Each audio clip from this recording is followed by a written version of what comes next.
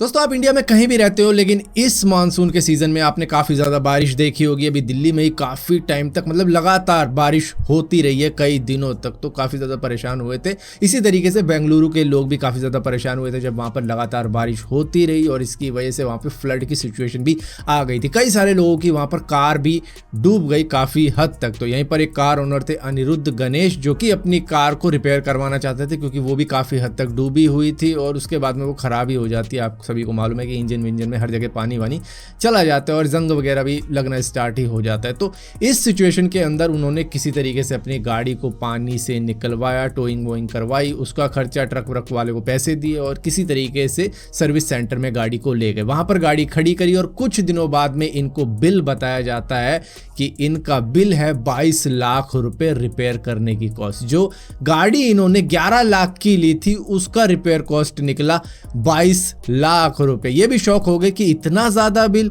इसके बाद में इन्होंने कई जगहों पर बात करी और बात करने के बाद में यही आया कि भैया चलो इंश्योरेंस वालों के पास चलते हैं, वही कुछ दे देंगे। इंश्योरेंस वालों ने कहा कि भैया ये गाड़ी टोटल लॉस के अंदर जाएगी, मतलब टोटल डैमेज लॉस के अंदर जाएगी, जहाँ पर 75% से ज़्यादा कार डैमेज हो जाती है तो उसको फिर टोटल लॉस में भेजा जाता है। और इसी के साथ साथ उसकी कॉस्ट, जब रिपेयर की कॉस्ट जब कार की कॉस्ट से भी ज़्यादा हाई हो जाती है तो वो टोटल डैमेज में चली जाती है, जहाँ पर जितनी भी वैल्यू होगी इंश्योरेंस की उनको मिल जाएगी उस हिसाब से। तो यहाँ पर जब सर्विस सेंटर गए कि चलो मैं अपनी गाड़ी वहाँ से उठा लेता हूँ, इंश्योरेंस वालों को दे दूंगा, तो वहाँ पर सर्विस सेंटर वाले कहते हैं कि भैया 44,840 रुपये दे दो और अपनी डॉक्यूमेंट्स बनवा लो जो टोटल लॉस की आपको बनवानी है, क्योंकि आपने मांगी है ना कि भैया इंश्योरेंस वालों को देनी है कि ये गाड़ी टोटल लॉस में जाएगी जिसकी वजह से आपको पैसे मिलेंगे, तो उसके लिए भी हमें आपको 44,840 रुपये देने होंगे। अब यहाँ पर इस बंदे का मत्था ठनक गया और इसके बाद में ट्विटर, लिंक्डइन, मतलब कई जगहों पर इन्होंने अपनी बात को शेयर किया और इसी के साथ साथ अब ईमेल भी करने चालू की गई। और जब फॉक्सवैगन को ये बात पता चली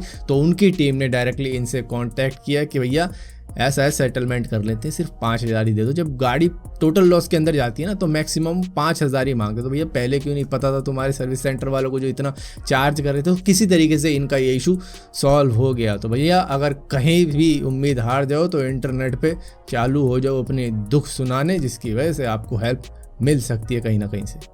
दोस्तों PS5 को आए ऑलमोस्ट 2 साल हो गए हैं, लेकिन हमें तो ऐसा ही लगता है जैसे कि 2 महीने पहले ही लॉन्च हुआ था। लेकिन फिर भी 2 साल हो गए हैं और इसको अभी तक जेल ब्रेक कोई कर नहीं पाया। लेकिन फाइनली एक मॉडर ने इसको जेल ब्रेक करके दिखा दिया है। लेकिन ये अभी लेटेस्ट जो फर्मवेयर चल रही है उसके ऊपर नहीं, ये वर्जन 4.03 और उससे अर्लियर के ऊपर ही जेल ब्रेक किया जा सकता है। इसका मतलब समझते हो ना, मतलब कि दूसरी गेम्स भी इस पर काम करेंगी जो आपने परचेज नहीं करी, डाउनलोड करके डाल दिया, वो भी इसमें काम करेगी। लेकिन इसकी वजह से आप वारंटी भूल जाओ। जैसे ही आपने अपना PS5 जेल ब्रेक किया उसकी वारंटी खत्म हो जाती है और इसी के साथ साथ अगर पकड़े गए तो सोनी आपका अकाउंट भी बैन कर डालेगा। तो यहाँ पर एक रिस्क तो ये है, लेकिन एक मजे वाली बात ये है कि पैसे खर्च नहीं करने पड़ेंगे गेम्स के ऊपर। दोस्तों आप सभी लोगों को मालूम होगा कि VLC मीडिया प्लेयर को कुछ महीनों पहले बैन कर दिया था इंडियन गवर्नमेंट ने, जिसकी वजह से VLC मीडिया प्लेयर वालों ने लीगल नोटिस भेजा है इंडियन गवर्नमेंट को कि भैया हमें वो कॉपी दो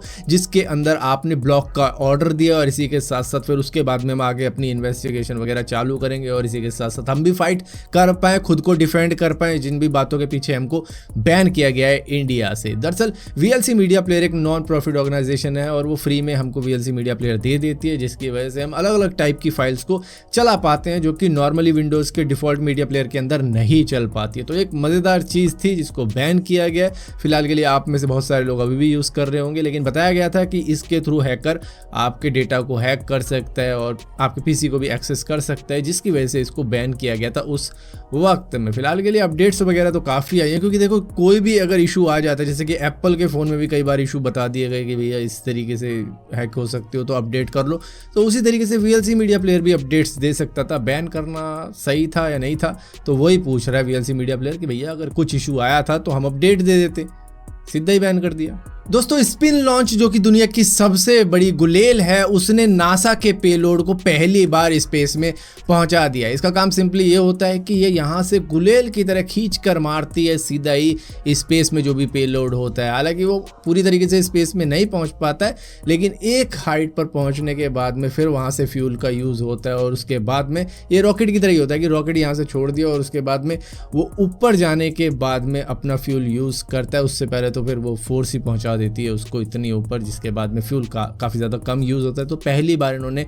नासा का ये पेलोड पहुंचा दिया स्पेस में। सो फाइनली दोस्तों, यूरोप के अंदर अब ये एक लॉ बन चुका है कि सभी इलेक्ट्रिक डिवाइस के लिए USB-C पोर्ट का ही यूज़ किया जाएगा। अलग अलग चार्जर नहीं होंगे किसी भी डिवाइस के, सभी के चार्जर सिंगल चार्जर होंगे, मतलब जो उनका टाइप होगा वो सिंगल होगा। ऐसा नहीं कि एक लाइटनिंग पोर्ट यूज़ कर रहा है, एक कुछ यूज़ कर रहा है, एक कुछ यूज़ कर रहा है, सभी का सेम होने वाला है। और 2024 के बाद में कोई भी ऐसी कंपनी वहाँ पर नहीं बचेगी जो कि USB Type-C से अलग कुछ पोर्ट देगी चार्जिंग के लिए।